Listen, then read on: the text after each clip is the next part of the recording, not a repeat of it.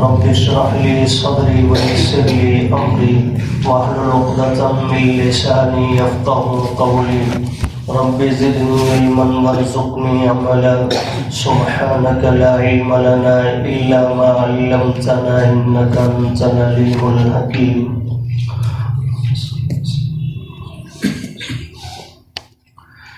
ان الذین کفروا، بے شک وہ لوگ جنہوں نے کفر کیا، ینادون، انہیں پکار کر کہا جائے گا، لمقت اللہ اکبر، اللہ کی ناراضگی بڑی ہے، من مقتکم انفسکم، تمہاری اپنے آپ پر ناراضگی سے، اذ تدعون الی الایمان، جب تمہیں دعوت دی جاتی تھی ایمان کی طرف، فتکفرون، پس تم انکار کرتے تھے، قالوا ربنا، کہنے لگے اے ہمارے پروردگار، امتنا اثنتین، آپ نے ہمیں موت دی 2 بار، وَأَحْيَيْتَنَا اثْنَتَيْنِ، اور آپ نے ہمیں زندہ کیا 2 بار، فَاعْتَرَفْنَا بِذُنُوبِنَا، پس ہم نے اعتراف کر لیا اپنے گناہوں کا، فَهَلْ إِلَىٰ خُرُوجٍ مِّن سَبِيلٍ، پس کیا نکلنے کی کوئی راہ ہے، ذَلِكُمْ، یہ اس لیے کہ بِأَنَّهُ إِذَا دُعِيَ اللَّهُ وَحْدَهُ، کہ بے شک جب پکارا جاتا تھا اللہ کو اکیلے، کفرتم، تو تم نے انکار کیا، وَإِن يُشْرَكْ بِهِ، اور اگر شریک ٹھہرایا جاتا تھا اس کے ساتھ، تؤمنوا، تو تم یقین کر بیٹھے، فَالْحُكْمُ لِلَّهِ، پس فیصلہ اللہ ہی کے اختیار میں ہے، العلی الکبیر، جو بلند اور بڑائی والا ہے، هو الذی، وہ اللہ، یریکم آیاتہ، جو دکھاتا ہے تمہیں اپنی نشانیاں، وینزل لکم، اور اتارتا ہے تمہارے لیے، من السماء رزقا، آسمانوں سے رزق، وما یتذکر، اور نہیں نصیحت حاصل کرتا، الا من ینیب، مگر وہ شخص جو اللہ کی طرف رجوع رکھتا ہے، فادعوا اللہ، پس پکارو تم اللہ ہی کو، مخلصین لہ الدین، خالص کرتے ہوئے اسی کے لیے دین کو، ولو کرہ الکافرون، اگرچہ ناپسند کریں کافر۔ سورہ مؤمن مکی صورتوں میں سے ہے، اور مکی صورتوں کے اندر اللہ پاک نے اپنی توحید، نبی کریم صلی اللہ علیہ وسلم کی رسالت، آخرت کا ذکر اور قرآن مجید کی حقانیت کو بار بار بیان فرمایا۔ پہلے رکوع کے اندر نزول قرآن مجید کا ذکر تھا، اور پھر قرآن کے ماننے والے اور نہ ماننے والوں کا اللہ نے انجام بیان فرمایا۔ اس رکوع کے اندر اللہ پاک نے آخرت کا منظر پیش فرمایا ہے، اور اس میں بالخصوص کفار کا انجام اللہ نے ذکر فرمایا۔ ایک جانب مقصود ان لوگوں کو سمجھانا ہے جو دین سے بیزار ہیں، کفر پر ڈٹے ہوئے ہیں، اور دوسری جانب اللہ پاک آخرت کی صورتحال اور منظر بھی بطور عبرت کے بیان فرما رہے ہیں کہ اگر خدا نہ خواستہ آج بھی کوئی کفر پر قائم رہے گا تو اس کا انجام یہی ہوگا، اور اس آخرت کے اندر جیسے یہ کفار جا کر حسرت کریں گے لیکن ان کی حسرت وہاں پوری نہ ہوگی، ایسے ہی وہاں جانے کے بعد کسی قسم کی حسرت پوری نہیں ہوگی، اس لیے جو کرنا ہے اسی دنیا میں کرنا ہے۔ تو ارشاد فرمایا ان الذین کفروا، بے شک وہ لوگ جنہوں نے کفر کیا، یہاں کفر اعتقادی مراد ہے، کافر جو ایمان سے بالکل خارج ہے، شرک کی وجہ سے نفاق کی وجہ سے یا کسی بھی ایسی بدعقیدگی کی وجہ سے دائرہ اسلام سے بالکل خارج ہے، اس لیے کہ دائمی جہنم صرف کافر کے لیے ہے۔ مومن کو اللہ پاک اگر سزا کے لیے، پاک کرنے کے لیے وقتی طور پر اگر بھٹی سے گزاریں گے بھی تو انشاءاللہ اس کا انجام جنت ہے، اور امید ہے رب تعالیٰ ہمیں ایمان ہی پر زندگی اور موت بھی نصیب فرمائیں گے، اور بلا حساب کتاب اپنے فضل سے انشاءاللہ جنت بھی نصیب فرمائیں گے۔ تو بہرحال فرمایا بے شک وہ لوگ جنہوں نے کفر کیا، ینادون، میدان محشر میں انہیں پکارا جائے گا، انہیں ندا لگا کر کہا جائے گا۔ اور یہ کیوں کہا جائے گا؟ اس لیے کہ جب میدان محشر میں اعمال نامے ان کے سامنے آئیں گے، بائیں ہاتھ میں پکڑا دیا جائے گا، جس پر کفر، شرک اور بدعمالی کے سوا کچھ بھی نہیں ہوگا۔ دنیا میں انہوں نے یقین نہیں کیا تھا، نبیوں پر بھی، کتاب پر بھی، کسی چیز پر یقین نہیں کیا۔ اب آخرت میں جب وہ ساری سزائیں، محشر کا بپا ہونا، جہنم کا گڑھا اپنے سامنے دیکھ رہے ہوں گے، جنت کی نعمتیں بھی نظر آ رہی ہوں گی انہیں، اس وقت یقین ہو جائے گا تو وہ اپنے آپ پر ناراض ہوں گے، کہیں گے ہم نے کیوں نہیں مانی نبیوں کی بات دنیا میں، ہم نے کیوں اللہ کے احکامات کو نہیں مانا دنیا میں، اپنے آپ پر ناراض ہوں گے۔ تو اللہ فرما رہے ینادون، اس دن کافروں کو پکار کر کہا جائے گا، آج تم اپنے آپ پر ناراض ہو، لمقت اللہ، حالانکہ ایک وقت تھا اللہ تم پر ناراض ہوا تھا، تم نے کلمہ پڑھنے سے انکار کیا، دین کو قبول کرنے سے انکار کیا، اللہ تم پہ ناراض تھے۔ تو لمقت اللہ، اللہ کی ناراضگی اکبر، وہ تو بڑی ہے، من مقتکم انفسکم، آج کے دن تمہارے اپنے آپ پر ناراض ہونے سے۔ کاش جیسے آج تم اپنے آپ پر ناراض ہو، ذرا سی فکر تم نے کی ہوتی دنیا میں کہ اللہ ہم سے ناراض نہ ہو، تو آج یہ رسوائی تمہیں نہ دیکھنی پڑتی۔ تو آج کی اس تمہاری اپنی ناراضگی کا کوئی فائدہ نہیں، اس لیے کہ دنیا میں تم اللہ کو ناراض کر کے آ چکے ہو۔ تو اس لیے فرمایا لمقت اللہ اکبر من مقتکم انفسکم، البتہ اللہ کی ناراضگی بڑی ہے تمہاری اپنے آپ پر ناراض ہونے سے۔ اور وہ اللہ کی ناراضگی کب ہوئی تھی؟ اذ تدعون الی الایمان، جب تمہیں بلایا جاتا تھا، دعوت دی جاتی تھی ایمان کی طرف، پکارا جاتا تھا تمہیں ایمان کی طرف، ایمان قبول کر لو، دین قبول کر لو، فتکفرون، اس وقت تو تم سینہ چوڑا کر کے کہتے تھے ہم نہیں مانتے۔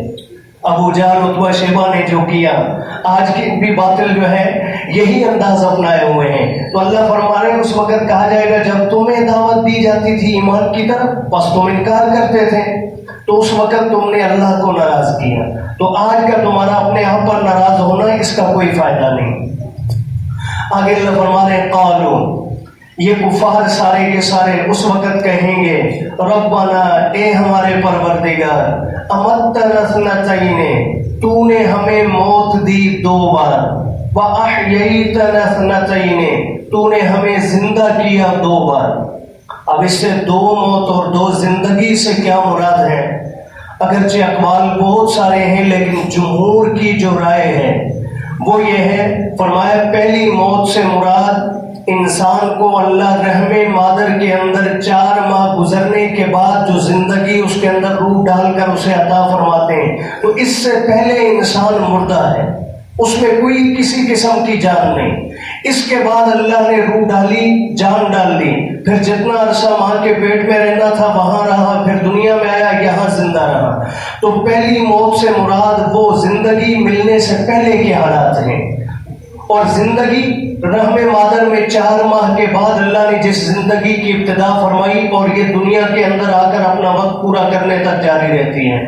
دوسری موت زندگی کے بعد جو ہمیشہ ہمارے ہاں طبی موت جو واقع ہوتی ہے یہ ہے، اور دوسری زندگی میدان محشر میں اللہ نصیب فرمائیں گے۔ تو 2 زندگی اور 2 موت۔ پہلی موت جو انسان کے روح ڈالے جانے سے پہلے کا وقت ہے، اور زندگی روح ڈالے جانے کے بعد جو شروع ہوئی اور پھر ہمیشہ کے لیے جو موت ہے اس تک رہتی ہے۔ اور پھر اس موت کے بعد اللہ پاک دوبارہ میدان محشر میں حکمن زندہ فرمائیں گے۔ تو یہ 2 زندگی اور 2 موت ہیں۔ قرآن مجید میں خود اللہ نے اس کو بیان فرمایا، کیف تکفرون باللہ، कैसे इनकार करते हो अल्लाह का तुम। वकुंतुम अमवातन, हालांकि तुम मुर्दा थे। फअहयाकुम, अल्लाह ने तुम्हारे अंदर रूह डालकर माँ के पेट में तुम्हें जिंदा किया।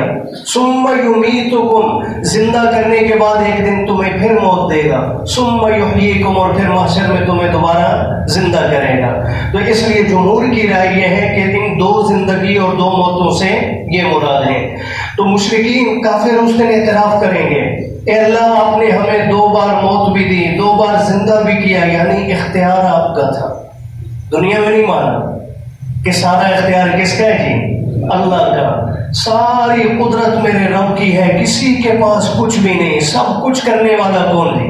यही पुकार लग रही है। आज हमारे ये भाई हमारे पास भी आए हुए हैं, जैसे अभी आप मोहब्बत से बैठेंगे भी दीन की बात करते हैं, और मेहमान का हक होता है कि उनको कम अज कम और कुछ न कर सके तो अपना कुछ न कुछ वक्त जरूर दें। इंशाअल्लाह देंगे ना जी। हाँ जी, जमात के साथ मिलकर दीन की बात सुनने सुनाने में अल्लाह ने खैर रखी है, इसी से दुनिया में खैर फैलेगी। और हम अपने आप को अगर बेनियाज कर लेंगे, दूर रहेंगे, तो ये दावत का काम रुक जाएगा। और याद रहे, मेरी आपकी तरफ से रुकेगा, अल्लाह ने इसको रोकना नहीं, अल्लाह ने सुबह क़यामत तक इसे जारी रखना है। लेकिन हम अगर कबूल हो जाए तो अल्लाह हमारे लिए इसको जो है सादत का जरिया बना देंगे। तो बहरहाल मुशरिकीन उस वक्त कहेंगे, अल्लाह आपने 2 बार मौत दी, 2 बार जिंदा किया, उस वक्त सारी कुदरत आप ही की थी। फ़अतरफ़ना बिज़ुनूबिना, हमने माना नहीं, अल्लाह आज हम अपने गुनाहों का इतराफ कर रहे हैं, हमने इतराफ किया हमारा ही कसूर था, हमारा ही जुर्म था। फ़हल इला खुरूजिम मिन सबील, क्या है हमारे लिए निकलने की कोई राह? एक बार अल्लाह वापस कुरान मजीद ने मुख्तलिफ मकामात पर इसको जिक्र किया। कहीं फरमाया रब्बना अखरिजना नअमल सालिहन गैरल्लज़ी कुन्ना नअमल, अल्लाह एक बार दुनिया में भेज दे, हम जाकर अब सारे अच्छे काम करेंगे। और एक आलिम दीन इसका जो है वो तर्जुमा अवाम को समझाने के लिए कहा करते थे कि बेनमाजी उस वक्त अल्लाह के सामने कहेगा, अल्लाह एक बार भेज दे, पहले फर्ज नहीं पड़े, अब मैं जाके तहज्जुद भी नहीं छोड़ूंगा। तो उस वक्त कहेगा बंदा अपने सामने अज़ाब को देख करके, अल्लाह एक बार मौका दे दे। लेकिन अल्लाह पाक उस वक्त फरमाएंगे, अवलम नुअम्मिरकुम मा यतज़क्कर, क्या इतनी जिंदगी नहीं मिली थी जिसमें नसीहत हासिल कर लेता है नसीहत हासिल करने वाला? तो दोबारा दुनिया में आने का मौका किसी को नहीं मिलेगा, यही जिंदगी है, इसी को बनाना है हमने। और उस वक्त अल्लाह पाक मुशरिकीन मक्का से फरमाएंगे, आज जो तुम अपने आप को कोस रहे हो ना, इसकी वजह हम नहीं तुम खुद हो। इसलिए कि ज़ालिकुम, ये जो तुम्हारी हालत है आज के दिन, बिअन्नहु इज़ा दुइयल्लाहु वहदहु, ये इसलिए है कि जब दुनिया में तुम्हारे सामने एक अल्लाह का जिक्र अगर होता कि इबादत सिर्फ किसकी करनी है, मुश्किलें हल करने वाला वो है, तो हाजत के लिए दुआ करनी भी किसके सामने है जी? अल्लाह के सामने। जब तुम्हारे सामने ये बात की जाती थी, कफरतुम, तुम इनकार करते थे कि हमारे बुजुर्गों का क्या होगा, हम जिनसे उम्मीदें रखते हैं इनका क्या होगा, तुमने तरह तरह के बीच में जो है वास्ते बना रखे थे। और फरमाया वइन युशरक बिही, और अगर खुदा न खास्ता अल्लाह की जात के साथ किसी को शरीक ठहराया जाता तो तुम फौरन यकीन कर लेते। आज भी देख लें, जहां अल्लाह की वहदानियत का जिक्र होगा सुनने वाले कम नजर आएंगे, और आज किसी बुजुर्ग के नाम का मेला यहां लगा ले, आपको जगह भी नहीं मिलेगी। ये है अल्लाह पाक फरमा रहे हैं, जब अल्लाह का जिक्र होता तुम इनकार करते, तुम्हें यकीन ही नहीं होता, और जब अल्लाह के साथ किसी और को भी शरीक बना लिया जाता तुम यकीन कर लेते। हालांकि हकीकत तो ये थी, फल हुक्मु लिल्लाह, फैसले का इख्तियार सारे का सारा किसके पास है जी? दुनिया में भी अल्लाह के पास था, आज भी है। अल अलीश, जो सबसे बुलंद है। तुमने फुला को बड़ा समझा, फुला को बड़ा समझा, लेकिन सबसे बड़ा कौन था जी? अल्लाह। सबसे बुलंद, कबीर और सबसे बड़ा अल्लाह ही की जात है। अब अगली आयत करीमा में अल्लाह पाक ने अपना तारुफ मजीद करवाते हुए, तौहीद की दलील देते हुए इरशाद फरमाया, हुवल्लज़ी, अल्लाह तो वो जात है, युरीकुम आयाती, जो दिखाता है तुम्हें अपनी निशानियां। कहीं अल्लाह पाक ने ये सूरतें बनाकर, ये सारी कायनात को सजाकर रब ताला ने निशानियां बिछा दी।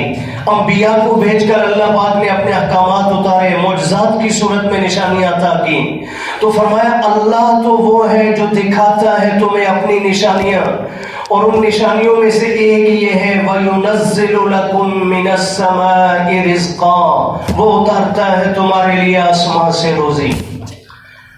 یاد رہے اسباب کو یہاں اللہ پاک نے بیان کیا ہے، ورنہ روزی اوپر سے اترنے کی بھی محتاج ہے۔ اللہ کی ذات بلا سبب کے جہاں سے رزق دینا چاہے دے دے، اللہ کو کسی سبب کی بھی ضرورت نہیں ہے۔ مجھے آپ کو سمجھانے کے لیے ایک تو آسمان کا ذکر کرنے کا مقصد یہ ہے کہ فیصلہ کہاں سے ہوتا ہے جی؟ اوپر سے، اس لیے کہہ دیا جاتا ہے آسمان سے روزی اتاری گئی۔ اور دوسرا اس کا مطلب یہ بھی ہے، فرمایا چونکہ اکثر روزی کے اللہ پاک نے جو ذرائع بنائے ہیں ان کے اندر پانی کا بڑا حصہ ہے، اور پانی کا نزول بارش کی صورت میں کہاں سے ہوتا ہے؟ آسمان سے۔ اسی سے بعد میں جو ہے کھیتیاں ہری ہوتی ہیں، غلہ اناج اگتا ہے، پھل تیار ہوتے ہیں، تو اس لیے فرمایا وَيُنَزِّلُ لَكُم مِّنَ السَّمَاءِ رِزْقًا، وہ اتارتا ہے تمہارے لیے آسمانوں سے روزی۔ تو روزی کون دیتا ہے جی؟ ملازمت؟ ہاں جی، دفتر میں جانے سے روزی نہیں ملتی، تنخواہ ملتی ہے۔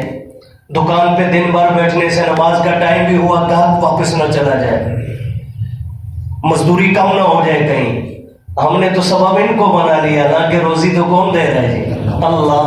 ہمارا ایمان پختہ ہوگا، اللہ ان اسباب کے بغیر اتنا دیں گے ہم سنبھال بھی نہیں سکیں گے۔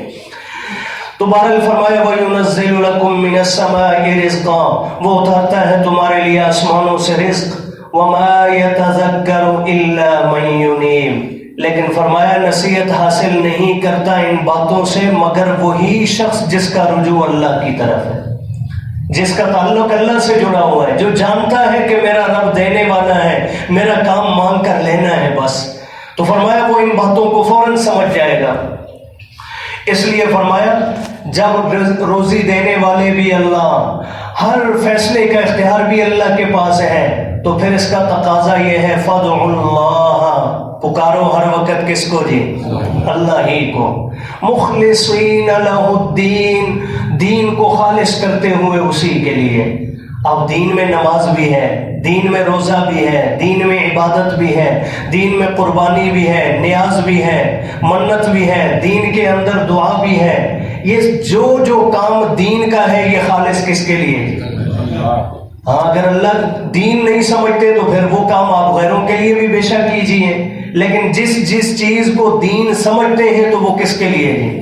اللہ کے لیے۔ تو فرمایا مخلصین لہ الدین، خالص کرتے ہوئے اسی کے لیے دین کو۔ وَلَوْ كَرِهَ الْكَافِرُونَ، اگرچہ اس کو کافر ناپسند کریں۔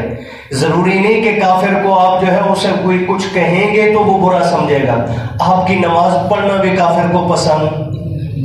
اب یہ ماشاءاللہ ہمارے بھائی جو بیٹھے ہیں ان کی دعوت کے اندر تو مضر پہلو ہوتا ہی نہیں ہے، مثبت پہلو، میٹھی میٹھی باتیں، مار کھا کر بھی دوسرے کو پیار سے بات سمجھائی جاتی ہے، لیکن یہ چلنا پھرنا بھی کافر کو کبھی پسند نہیں ہے۔ تو اس لیے ہمیں اپنے دین کے ساتھ مکمل محبت کرنی چاہیے، چاہے کافر کو یہ پسند آئے یا نہ آئے۔ انشاءاللہ اللہ کی ذات کو اور اللہ کے پیارے حبیب صلی اللہ علیہ وسلم کو یہ پسند ہوگا۔ اللہ پاک دنیا آخرت میں دین کے ساتھ اور دین والوں کے ساتھ ہمیں جوڑے رکھے۔